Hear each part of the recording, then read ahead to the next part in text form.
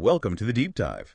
This is where we take a whole stack of information, could be articles, transcripts, company reports, our own notes, and really try to pull out the most important insights for you. Exactly. We do the digging so you get the core ideas. And today, we're diving into Nvidia, specifically their latest earnings results. That's Q1 for their fiscal year 2026. We've got the full earnings call transcript, their investor slides, the official press release.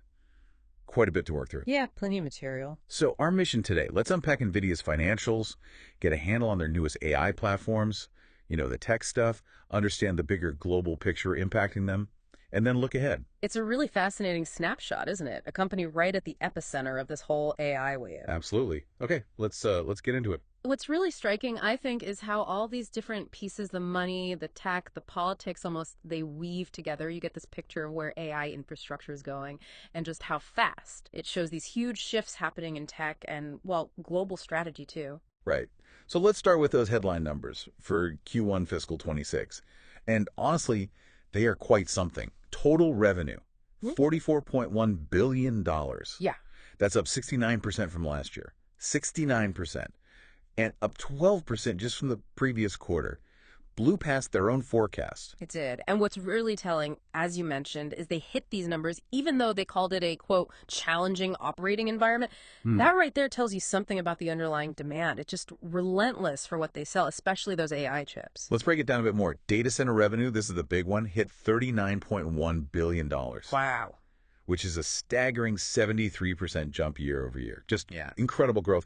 And it wasn't only data centers. Gaming also had a record quarter, $3.8 billion. That's up 42% from last year. Right, and we should touch on profitability too, the gross margins. For the quarter, they reported 60.5% GAAP and 61.0% non-GAAP. Okay, maybe quickly explain GAAP versus non-GAAP. Sure, so they're just different accounting methods. GAAP is the standard set of rules. Non-GAAP often pulls out certain one-off items like restructuring costs or stock compensation to give what some see as a clearer view of the core ongoing business performance. And here, that difference is really important because if you exclude a specific charge, a big one, $4.5 billion related to H20 inventory, that non-GAAP margin would have jumped to 71.3%. Ah, okay. So that H20 inventory charge made a huge difference to the reported margin. We'll definitely come back to that H20 story. Definitely. It's a key piece. And cash flow. Yeah. Generated a massive $27.4 billion from operations. That's up 79% year over year. Plus, they returned a record $14.3 billion to shareholders. Buybacks, dividends. That's serious cash generation. It really is, even for a company of their scale. Okay, so despite all that amazing growth, there's this major challenge they're dealing with. And this is where it gets really, really interesting. Let's talk about the new U.S. export controls, issued April 9th, 2025. And they specifically targeted the H20. Right, the H20. That's the data center chip Nvidia explicitly designed for the China market, trying to comply with earlier restrictions. And these new controls hit hard and fast. Yeah, immediate impact. They specifically mentioned no grace period was given to sell off the inventory they already had.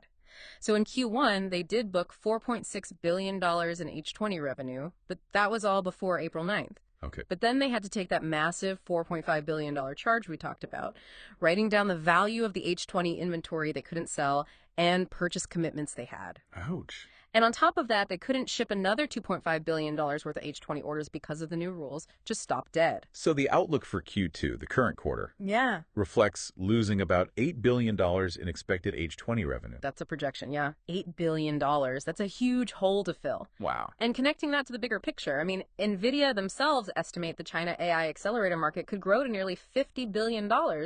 Losing access, or most of the access to that, it clearly has a, quote, material adverse impact on their business. Yeah. And who benefits? Foreign competitors. They basically said the Chinese market is now effectively closed to U.S. industry for these advanced chips, killing their Hopper-era data center business there. Which brings up a really critical point. NVIDIA's own CEO said, quote, China's AI moves on with or without U.S. chips. And he added that the idea China couldn't make its own AI chips was always questionable, and now it's clearly wrong because of their enormous manufacturing capability. Right. So what does that actually mean for the global AI race and for NVIDIA's path forward? Well, it means a couple of things, I think. First, it definitely accelerates China's drive for self-sufficiency in AI hardware. They have to find alternatives or build their own faster. And for Nvidia, while it's a big revenue hit from China, it forces them to double down even harder on innovation, on markets outside China, and really highlights why platforms like Blackwell are so critical. It's not just speed, it's strategic positioning in this shifting world. That makes sense. And speaking of Blackwell, Yeah. despite those headwinds, this new platform is just firing on all cylinders. They said its ramp-up has been the fastest in the company's entire history. Yeah. And that's what's directly fueling that huge 73% year-over-year jump in data center revenue. Blackwell accounted for nearly 70% of their data center compute revenue in Q1 already. And the core of that is the GB200 NVL72 system. They describe it as a thinking machine, really built for this next wave of AI, reasoning AI. Reasoning AI. Okay, what's the difference there? So think beyond just chatbots giving a quick answer. Reasoning AI models try to, well, reason. They break down problems, make plans, use tools. It's a much more complex process. And the GB200 architecture is fundamentally different to enable that at data center scale, aiming for the absolute lowest cost per inference token. Tokens being like the words or parts of words the AI processes. Exactly. And reasoning takes way more tokens per task, so efficiency per token is key. They also mentioned manufacturing yields are improving significantly, and racks are shipping out fast. And the scale. You mentioned rack shipping. Get this. Oh. Major hyperscalers, big cloud companies, are deploying nearly 1,000 NVL72 racks each week. 1,000 racks a week. Yeah. Each rack has 72 Blackwell GPUs, so that's like 72,000 GPUs per week per hyperscaler. That's just mind-boggling scale. And they plan to ramp that up even more this quarter. Microsoft, for example, already has tens of thousands of Blackwell GPUs deployed. They expect to get to hundreds of thousands of GB200s. OpenAI is a key customer there. And the next step is already happening. Sampling for the Blackwell Ultra, the GB300 systems started this month. Production shipments are expected later this quarter. What's the difference with the Ultra? It's built for a smooth transition, same basic architecture, same physical footprint as the GB200, but it delivers a 50% boost in dense FP4 inference performance compared to the B200 chip inside the GB200. FP4, that's like a more efficient data format for the AI math. Exactly. Lower precision, but faster for inference. And the GB300 gets that boost partly because it has 50% more HBM, that's the super fast high bandwidth memory right next to the chip, crucial for feeding these giant models. And they're committed to this yearly upgrade cycle through 2028. Constant improvement. The performance claims are just staggering. They cited the latest MLPerf results, that's an industry benchmark for AI performance. The GB200 NVL72 system, up to 30 times higher inference throughput on a tough benchmark, Llama 3.1, compared to their previous best, the H200. 30 times. And that wasn't just the chip, it was a combo, tripling the performance per GPU, yes, but also packing 9 times more GPUs together, all linked with that super fast NVLink connection in a single system. NVLink, right, their proprietary interconnect. Yeah, and what's maybe even more impressive is the software. They said software optimizations alone boosted Blackwell's performance by 1.5x in just the last month. Right. And they expect that to continue, just like their previous chip. Hopper saw its inference performance quadruple over 2 years thanks to software updates. It's not just silicon, it's the whole stack. Which ties into this sharp jump in inference demand they talked about. Right. Companies like OpenAI, Microsoft, Google, they're seeing a step function leap in token generation. Microsoft processed over 100 trillion tokens in Q1, 5 times more than last year just in Azure OpenAI. And that surge is being driven largely by this rise of reasoning AI we touched on. Right, the thinking AI. Exactly. It's not just responding to one prompt. Models like DeepSeek R1, they need, quote, hundreds to thousands of times more tokens per task. Why? Because they're basically thinking, planning, maybe searching for information, using different tools. So it's like, instead of just writing an email, it might research the topic first, draft it, check some facts online, then revise it. Precisely. That kind of multi-step process. Think of it less like a text generator and more like an agent that can strategize and act. This agentic AI approach needs vastly more compute for inference, for the thinking part. And you're seeing this already. Yeah, they mentioned inference startups are tripling their token generation and their revenue using the B200 chip for these more complex reasoning models. And Nvidia's software, Dynamo, running on the Blackwell NVL72 system, can speed up inference throughput by 30x specifically for these kinds of reasoning tasks. So the developers are jumping on this? Definitely. Engagements are up, from AI companies like Perplexity to big banks like Capital One, who apparently cut their agentic chatbot latency by 5x using Dynamo. This shift from just generating content to AI that can, quote, perceive, reason, plan, and act, they see it as potentially creating a whole new digital workforce. A digital workforce. Oh, Ow. And Nvidia is helping build it. that's the plan. They introduced the Llama Nematron family. These are open reasoning models available as ready-to-use NVIDIA Inference Microservices, or NIMS. NIMS, Yeah. like prepackaged AI skills. Kind of, yeah. Designed to make it easier for businesses to build agentic AI platforms. And they've already improved these models, 20% more accurate, 5x faster inference through post-training tweaks. Who's using this stuff? Big names. Platform companies like Accenture, Cadence, Deloitte, Microsoft. They're using these reasoning models to change how work gets done. Enterprises are using their NeMo microservices framework too. Cisco boosted code assistant accuracy by 40%. NASDAQ improved AI search by 30%. Shell got 30% better accuracy with its custom language model.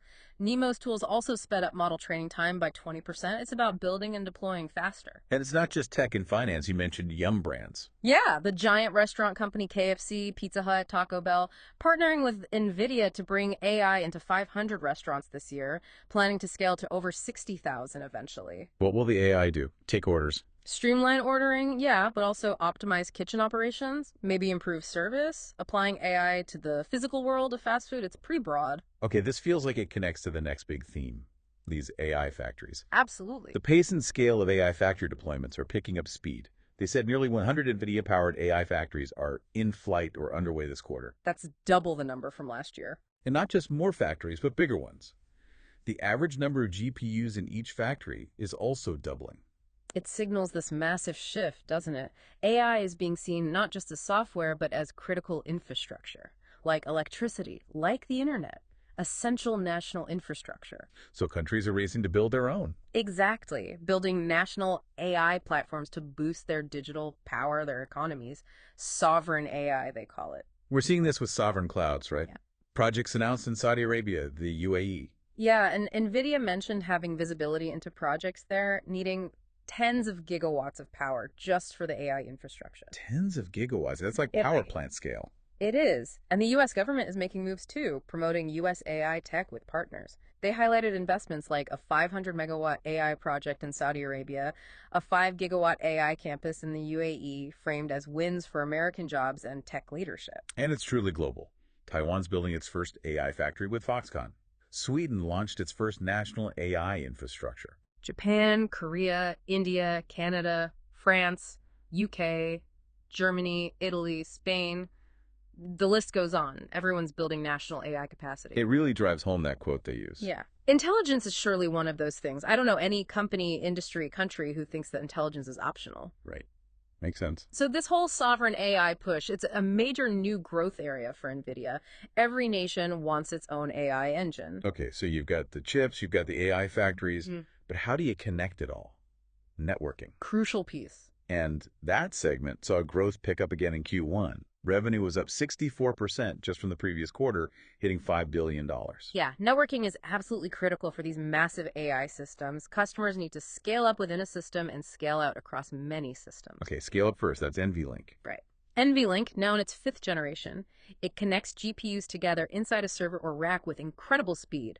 They said it offers 14 times the bandwidth of standard PCIe Gen 5. 14 times. And in a single rack, it can carry 130 terabytes per second of data. That's like the peak traffic of the entire global internet inside one machine. That's insane. And NVLink is becoming a business in itself. Q1 shipments were over $1 billion just for the NVLink components. They also announced NVLink Fusion. What's that? That allows big customers, hyperscalers, to build their own semi-custom chips or accelerators that can plug directly into NVIDIA's NVLink fabric. So partners like MediaTek, Marvell, Astera Labs, even CPU makers like Fujitsu and Qualcomm can integrate more tightly. Okay, so that's scaling up. What about scaling out, connecting lots of racks together? That's where their enhanced Ethernet comes in, delivering high throughput, low latency. Spectrum X is their big Ethernet platform. Spectrum X, how's that doing? Strong growth. It's now annualizing over $8 billion in revenue. Adopted by major cloud providers, internet companies. They specifically added Google Cloud and Meta as recent adopters. And they announced new switches, too. Yeah. Silicon Photonics. Yes. Spectrum-X and Quantum-X silicon photonic switches, featuring, quote, the world's most advanced co-packaged optics. Co-packaged optics. Sounds fancy. What's the benefit? It means putting the optical communication components right onto the same package as the switch silicon. Much tighter integration. Why does that matter? Massively improves performance and efficiency for connecting potentially millions of GPUs in these future AI factories. They're talking 3.5x better power efficiency, 10x better network resilience, and faster deployment time for customers. And their Bluefield DPUs, the control plane chips, are key too for managing storage, security, and getting bare metal performance in these huge shared clusters. It's the whole networking stack. Okay, so data center is clearly the giant here, but let's quickly touch on the other parts of Nvidia's business because AI is filtering into everything. Gaming. Record $3.8 billion revenue, driven by Blackwell reaching gamers, creators, AI folks. What's the AI angle in gaming that stands out to you? Well, beyond just raw graphics power, it's things like AI-powered rendering. The new Nintendo Switch 2, for instance, which was just unveiled, it uses NVIDIA's neural rendering, custom RTX GPUs with DLSS technology. DLSS is huge. It uses AI to upscale resolution and boost frame rates, giving a massive performance leap. Right, DLSS has been big. And Nintendo's shipped over 150 million Switches. So bringing that tech there is significant. But think bigger, too. AI could enable smarter game characters, more dynamic worlds. NVIDIA also brought Blackwell down to more mainstream prices with the new RTX 5060 and 5060 Ti starting around $300, making AI features more accessible. Okay. What about professional visualization? Revenue was flat from Q4, but up 19% year over year. Yeah, demand for their AI workstations is strong. They've got new personal AI supercomputers coming, DGX Spark, DGX Station delivering serious AI power, up to 20 petaflops for desktops later this year. And Omniverse, their industrial metaverse platform. That's gaining traction. Deeper integration with software from Databricks, SAP, Schneider Electric. Manufacturers are using it to design and simulate factories virtually. TSMC saving months designing virtual fabs, Foxconn speeding up thermal simulations 150 times, Pegatron cutting assembly line defects by 2/3. It's about designing and testing in the digital twin first. Real efficiency gains there. Okay, lastly, automotive and robotics, up 72% year over year. Yeah, driven by self-driving tech ramping up with several car makers. They're also partnering with GM on next-gen vehicles, factories using Nvidia AI simulation. And robotics. Feels like that's really starting to happen now. It really does. They called it the era of robotics. Nvidia introduced Isaac GR00T, described as the world's first open foundation model specifically for humanoid robots. A foundation model for robots, like ChatGPT, but for movement and tasks. Kind of, yeah. Enabling more general reasoning and skill learning for robots. Companies like Agility Robotics, Boston Dynamics are using their Isaac simulation tools. Even GE Healthcare is using Isaac for medical simulation, speeding up development of robotic surgery systems. The vision they paint is vast. Billions of robots, hundreds of millions of autonomous vehicles, hundreds of thousands of robotic factories, AI physically interacting with the world. Billions of robots.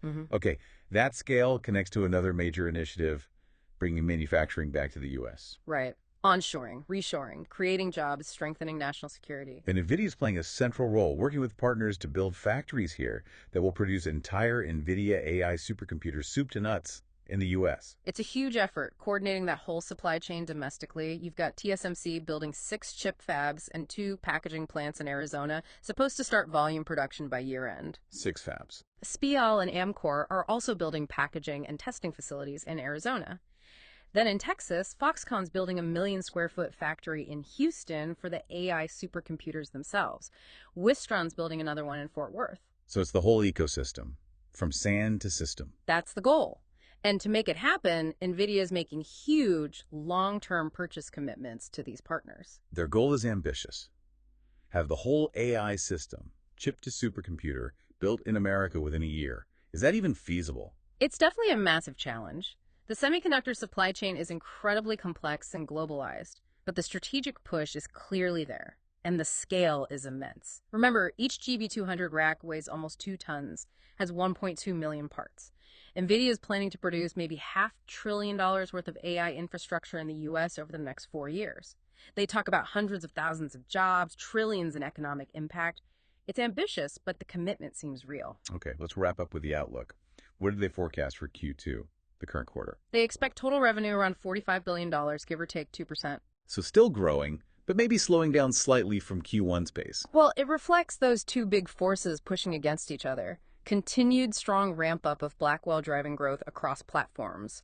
But that's being partially offset by that expected $8 billion drop in China revenue because of the H20 export controls. Got it. So Blackwell up, China down, netting out to modest sequential growth. What about margins? Margins are expected to improve quite a bit, actually. GAAP projected at 71.8%, non-GAAP at 72.0%, plus or minus 0.5%. So recovering from that H20 inventory charge. Exactly. And they're aiming to get non-GAAP gross margins into the mid-70s range later this year. So really strong underlying profitability once that H20 hit is absorbed. Yeah, it reinforces that core idea. AI isn't just tech transforming industries, it's becoming physical infrastructure that needs building, needs factories, a whole new global industry taking shape. What a journey. Okay, so recapping, incredible financial growth, mostly fueled by the fastest ever ramp of the Blackwell platform.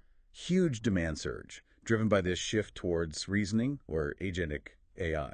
A global race heating up, with countries everywhere building their own national AI factories, their own sovereign AI. Yeah, intelligence is infrastructure. But also significant challenges. The profound impact of U.S. export controls, shutting down a major market in China, and this massive ambitious push to rebuild advanced manufacturing, the entire AI system supply chain, right here in the U.S. It's a complex picture, isn't it? Huge opportunities, significant risks, rapid change. It really is. And maybe connecting it all back, thinking about that bigger picture, it leaves you with a pretty fundamental question to chew on, doesn't it? If intelligence itself is becoming something manufactured, a utility like electricity, produced in these AI factories popping up worldwide, what does that actually mean? What are the really deep changes that brings to our societies, our economies, even how we think about human work, human ingenuity? Something to ponder. Definitely something to ponder. Thank you for joining us on this deep dive into NVIDIA's latest quarter. We hope you feel a bit more informed and maybe, a lot more curious about where this AI revolution is heading next.